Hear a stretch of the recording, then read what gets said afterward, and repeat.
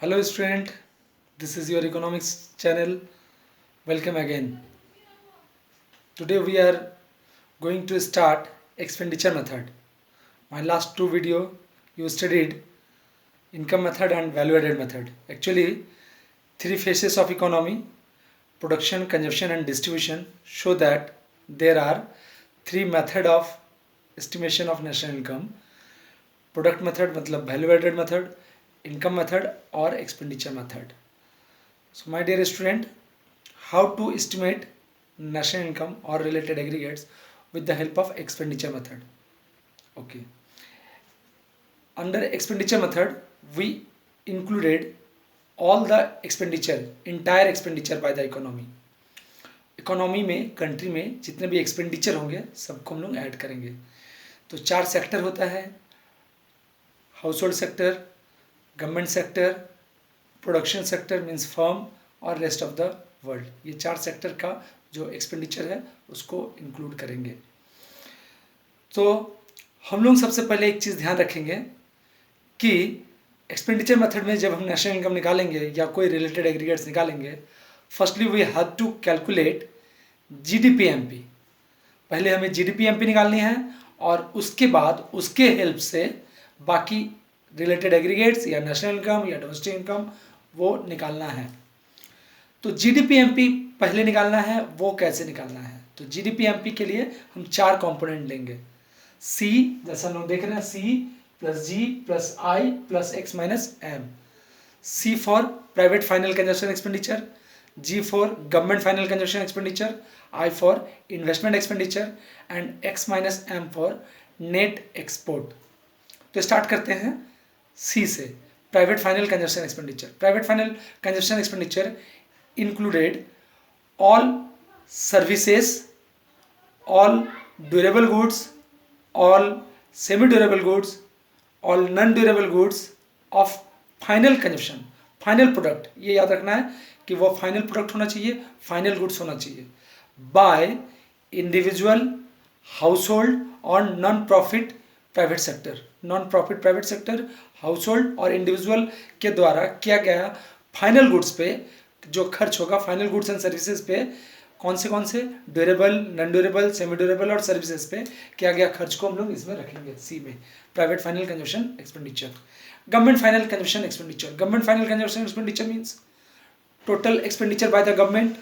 इसमें गवर्नमेंट का डिफेंस में किया गया खर्च हो सकता है, इसमें गवर्नमेंट का वेलफेयर में किया गया खर्च हो सकता है, इसको इंक्लूड करेंगे. कभी कभी क्वेश्चन में ये दोनों मेंशन करके एक साथ अमाउंट दिया हुआ रहता है, उसे हम लोग फाइनल कंजप्शन एक्सपेंडिचर भी बोलते हैं. Final consumption expenditure means private final consumption expenditure and government final consumption expenditure. दोनों, ये दोनों क्लियर है, कोई प्रॉब्लम नहीं है. Next, investment expenditure. Investment expenditure, actually investment expenditure categorise into two part: fix investment and inventory investment. Fix investment and inventory investment. तो fix investment को हम लोग यहाँ पे ग्रॉस डोमेस्टिक फिक्स इन्वेस्टमेंट बोल रहे हैं, ग्रॉस डोमेस्टिक फिक्स इन्वेस्टमेंट बोल रहे हैं, और इन्वेंट्री इन्वेस्टमेंट जो है वो इन्वेंट्री इन्वेस्टमेंट ही है. ग्रॉस डोमेस्टिक फिक्स इन्वेस्टमेंट और मतलब फिक्स इन्वेस्टमेंट मतलब एसेट्स क्रिएट करना, एसेट्स परचेज करना या किसी तरह का मशीनरी परचेज करना, जैसे फार्मर्स के लिए ट्रैक्टर परचेज करना या कोई प्रोडक्शन यूनिट या फार्म के लिए कोई मशीनरी परचेज करना, फिक्स एसेट्स को परचेज करना. और इन्वेंट्री इन्वेस्टमेंट मतलब वैसे गुड्स को परचेज करना जिससे स्टॉक जो है वो इंक्रीज हो, इसलिए इसे चेंज इन स्टॉक भी बोलते हैं. Change in stock means inventory investment. Okay my dear student, under gross domestic fixed investment there are three components. Business fixed investment, government fixed investment and investment on residential construction by household. तो first business fix investment means किसी business unit द्वारा किया गया खर्च. Business unit द्वारा किया गया खर्च, कैसा खर्च? फिक्स एसेट्स में जो फर्दर प्रोडक्शन में हेल्प करे, जो एसेट्स हो, फिक्स इन्वेस्टमेंट. और same to same government fix investment, government ने कुछ ऐसा खर्च किया, कुछ ऐसा स्पेंड किया जिससे उसका एसेट्स क्रिएट हो सकता है, तो गवर्नमेंट फिक्स इन्वेस्टमेंट. और last investment on residential construction by household. Investment on residential construction by household, household द्वारा रेजिडेंशियल कंस्ट्रक्शन में इन्वेस्टमेंट किया गया हो जिससे उसकी एसेट्स इंक्रीज होता हो, उसका इनकम जनरेट हो सकता हो।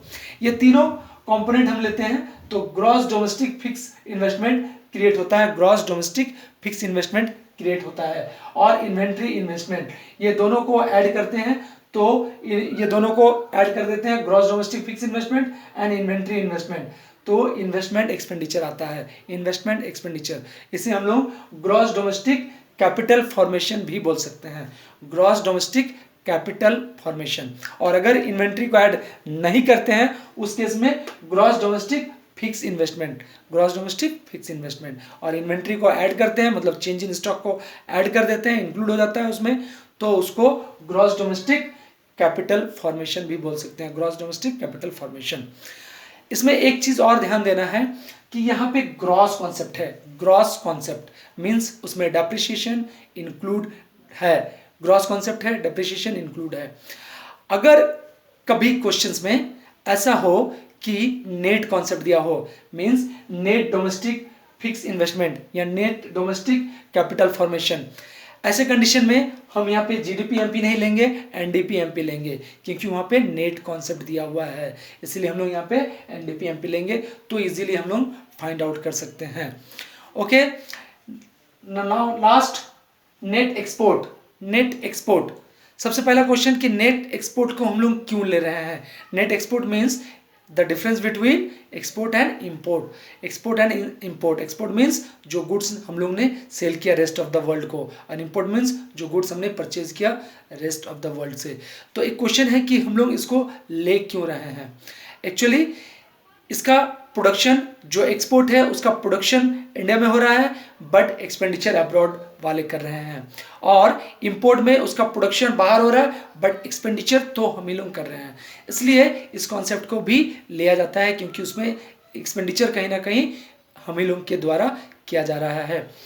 तो ये नेट एक्सपोर्ट का कॉन्सेप्ट है। Net export means export minus import. एक चीज जो हम लोग इन्वेंट्री इन्वेस्टमेंट के बारे में बोल सकते हैं, इसके पहले वाले इन्वेंट्री इन्वेस्टमेंट में जो हमने लास्ट वीडियो में बताया, फिर से एक बार बता देते हैं, अगर वो मेंशन ना हो तो closing stock minus opening stock करके भी उसको फाइंड आउट कर सकते हैं।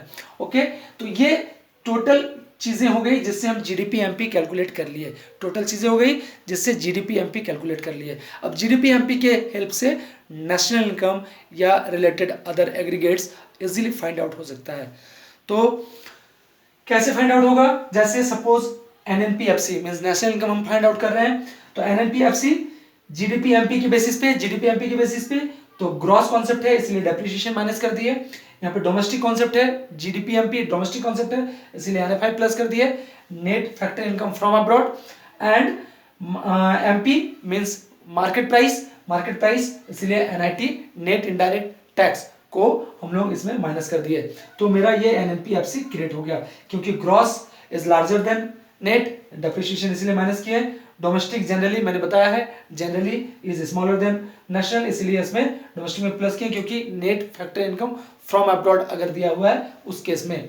और MP MP MP is larger than factor cost इसलिए एनआईटी को भी माइनस किए हैं। तो यहाँ पे एनएनपीएफसी फाइंड आउट हो गया। और इसी तरीके से हम किसी और अदर रिलेटेड एग्रीगेट्स को भी इजीली फाइंड आउट कर सकते हैं। So my dear student, now start numericals of national income with the help of expenditure method. Okay, thank you.